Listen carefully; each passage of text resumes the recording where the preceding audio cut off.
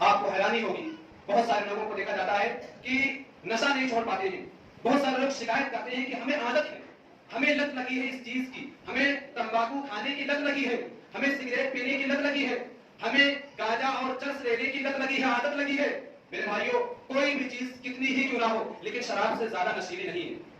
ایک شرابی اپنے گھر کو بیچ دے گا، ایک شرابی اپنے بچوں کو بیچ سکتا ہے، ایک شرابی شراب کے لیے اپنی پوری زندگی داؤں پہ لگا سکتا ہے، لیکن شراب چھوڑنا اس کے لیے بہت مشکل ہوتا ہے. ہم اور بارہ اس کا مشاہدہ کرتے ہیں معاشرے کے اندر. آئیے دیکھیں اللہ کے نبی صلی اللہ علیہ وسلم کے صحابہ کس قدر اللہ کے نبی صلی اللہ علیہ وسلم کی باتوں کا پاس و لحاظ رکھا کرتے تھے. صحیح بخاری کتاب الاشربات کی روایت حضرت انس بن مالک رضی اللہ تعالیٰ عنہ حدیث کے راوی ہیں. وہ کہتے ہیں کہ ابھی شراب حرام نہیں ہوئی تھی، ابھی شراب حرام نہیں ہوئی تھی، اور میں اپنے گھر کے اندر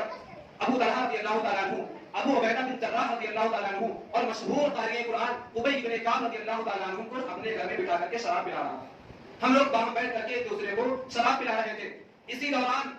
ایک آواز لگانے والے نے آواز لگائی، ان الخمر قد حرمت، لوگوں سن لو، آج کے بعد سے شراب حرام قرار ہو گئی ہے، آج کے بعد سے شراب کو حرام قرار دے دیا گیا ہے. حضرت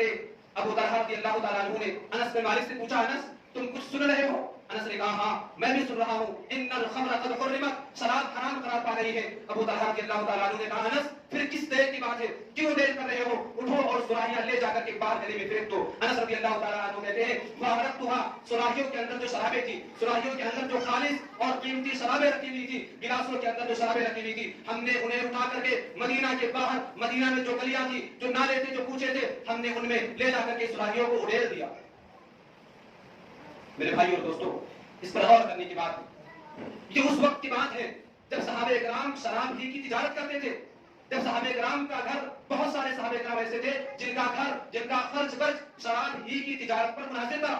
صحابہ کرام اپنے 6 سالہ 7 سالہ بچوں کا پیٹ شراب بیچ کر کے بھرا کرتے تھے. لیکن جب نبی کی آواز کانوں سے ٹکرائی، اللہ کے نبی صلی اللہ علیہ وسلم نے جب یہ آواز لگوائی ان الخمر قد حرمت، صحابہ کرام نے اپنے بزنس کی پرواہ نہیں کی، صحابہ کرام نے اپنے چھوٹے چھوٹے بچوں کو بھوک سے بلکتا ہوا دیکھنا گوارا کر لیا، لیکن نبی کی ایک بات کو رائے گا نہیں جانے دی. مگر آج ہمیں یہ شکایت ہے کہ ہم سے تمباکو نہیں چھوڑا ہے،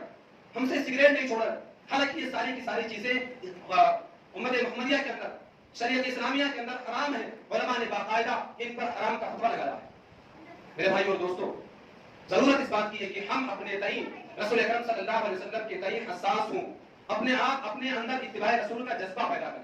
آئیے ایک اور روایت صحیح بخاری کی روایت کتاب تفسیر کی ہے. حضرت عبداللہ بن مسعود رضی اللہ تعالیٰ عنہ حدیث کے راوی ہیں. ایک مرتبہ عبداللہ بن مسعود رضی اللہ تعالیٰ عنہ نے یہ فتویٰ دیا کہ اللہ رب العالمین نے لعنت فرمائی ہے گودنا گودنے والی عورت پر، گودنا گدوانے والی عورت پر، اسی طرح سے بھونگ کے بالوں کو باریک کرنے والی عورت پر، والمغیرات خلق اللہ، اور اللہ رب العالمین کی تخلیق کو بدلنے والی تمام عورتوں پر لعنت فرمائی ہے. عبداللہ بن مسعود رضی اللہ تعالیٰ عنہ نے جب یہ فتویٰ جاری کیا مدینہ کے اندر، اور یہ فتویٰ ام یعقوب جو قبیلے بنو اسد کی ایک عورت تھی ان کے پاس یہ فتویٰ پہنچا، تو ام یعقوب عبداللہ بن مسعود رضی اللہ تعالیٰ عنہ کے پاس آ گئی، ان کے گھر آئی اور کہا حضرت آپ نے یہ فتویٰ بیان کیا ہے، آپ نے یہ جو فتویٰ دیا ہے کہ اللہ تعالیٰ نے فلاں فلاں عورتوں پر لعنت فرمائی ہے، آپ مجھے بتلائیں آپ نے کس دلیل کی بنیاد پر یہ بات کہی ہے، آپ نے کس حدیث کی بنیاد پر یہ بات کہی ہے، آپ نے کس آیت کو سامنے رکھ کر کے یہ فتویٰ دیا ہے. عبداللہ بن مسعود رضی اللہ تعالیٰ عنہ نے جواب دیا کہ میں اس عورت پر لعنت کیوں نہ کروں جس عورت پر رب العالمین لعنت فرماتا ہے اور اللہ کے نبی جناب محمد عربی صلی اللہ علیہ وسلم لعنت فرماتے ہیں، اور جو چیز کتاب اللہ یعنی قرآن کریم کے اندر موجود ہے. اس عورت نے کہا عبداللہ بن مسعود یہ بتلاؤ، قرآن صرف آپ ہی نہیں پڑھتے ہیں، قرآن ہم بھی پڑھتے ہیں، ذرا یہ بتلاؤ کہ یہ نصوص، یہ عبارتیں قرآن کریم کے اندر کہاں موجود ہے؟ یہ فتویٰ تو قرآن کریم میں نہیں موجود ہے کہ اللہ تعالیٰ نے گودنا گودنے والی عورت پر، گودنا گدوانے والی عورت پر، بھونگ کے بالوں کو تراشنے والی عورت پر، اپنے دانتوں میں خوبصورتی کے لیے قید کرانے والی لڑکیوں پر لعنت فرمائی ہے. یہ عبارت اور اس طرح کی بات تو قرآن کے اندر نہیں ہے. آپ نے یہ بات کس بنیاد پر کہہ دی؟ میرے بھائی اور دوستو، یہاں پر ٹھہر کر کے ہم ذرا اپنے معاشرے کا جائزہ لیں. ایک طرف اللہ کے نبی صلی اللہ علیہ وسلم نے یہ لعنت فرمائی ان عورتوں پر، لیکن ہمارے معاشرے کا کیا حال ہے؟ ہمارے معاشرے کا، اور خصوصاً ہم معاشرے کی بات نہ کریں، ہر کوئی اپنے گھر کا جائزہ لے لے، معاشرہ خود بخود سدھر جائے گا. ہمارے گھر کی عورتیں، ہمارے گھر کی خواتین کس طرح سے ہیں؟ اللہ کے نبی صلی اللہ علیہ وسلم نے اگر ایک طرف گودنا گودنے والی عورتوں پر لعنت فرمائی ہے، آپ دیکھیں، آپ دلی کے اندر رہتے ہیں، آپ دیکھیں بہت سارے مسلمانوں کی لڑکیاں، میں مسلمانوں کی بات کر رہا ہوں، مسلمانوں کی لڑکیاں اپنے ہاتھ میں گڑوا کر کے، گودنا گڑوا کر کے انگلش کے الفابیٹ لکھوا کر کے رکھتی ہیں،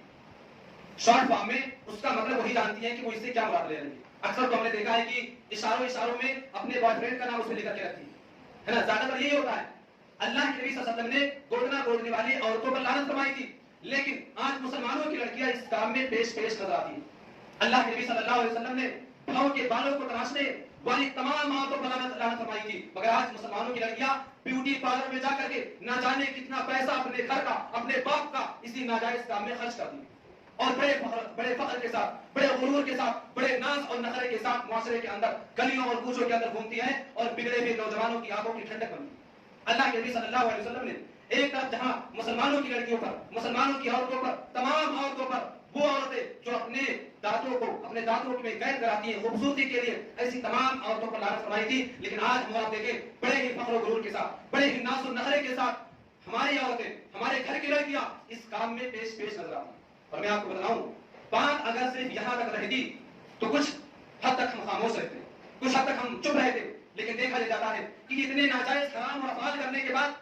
اتنے سارے گھٹیا حرکتیں کرنے کے بعد، اس قدر افعال انجام دینے کے بعد، وہ لڑکیاں بن سور کر کے گھروں میں رہنے کے بجائے چھتوں پر گلیوں میں اور بالکنیوں پہ نظر آتی ہیں۔ مجھے معاف کرنا، آپ مجھ سے زیادہ جانتے ہیں معاشرے کے اندر جو بگاڑ ہے۔ میرے بھائی اور دوستوں، یہ حال ہے کنواری عورتوں کا، یہ حال ہے کنواری لڑکیوں کا، اور شادی شدہ عورتوں کی بات تو کرے گی نا، جب تک شوہر کے سامنے رہیں گی، جب تک اپنے خاوند کے سامنے رہیں گی، وہی پیاز لہسن والا کپڑا، وہی کچن والا کپڑا، نہ کوئی بناؤ ہے نہ سنگار ہے۔ لیکن اگر کسی کی شادی میں جانا ہو، کسی فنکشن میں جانا ہو، پورے بناؤ سنگار کے ساتھ، پوری فل تیاری کے ساتھ وہ عورتیں جاتی ہیں اور غیر محرم مردوں کی نظروں میں جا کر کے اپنے بناؤ اور سنگار کا اظہار کرتی ہیں۔ میرے بھائی اور دوستوں، یہ معاشرے کی سچی تصویر ہے، یہ معاشرے کی سچی تصویر ہے جو میں آپ لوگوں کے سامنے پیش کر رہا ہوں۔ ہمیں اور آپ کو اس پر ایکشن لینے کی ضرورت ہے۔ کسی شاعر نے کہا تھا کہ ایک تو زخم نہیں جسم ہے سارا چھلی، ایک تو زخم نہیں جسم ہے سارا چھلی، درد بیچارہ پریشان ہے کہاں سے ملے۔ میں بات کر رہا ہوں اتباع رسول پر، لیکن تھوڑی سی بات میری معاشرے پر آ گئی ہے۔ میرے بھائی اور دوستوں، میں پریشان ہو جاتا ہوں کہ کس موضوع پر گفتگو کروں۔ شاعر نے کہا تھا، دامان باغباں سے کفے گل فروش تک، دامان باغباں سے کفے گل فروش تک بکھرے پڑے حصے گلوا میرے لیے۔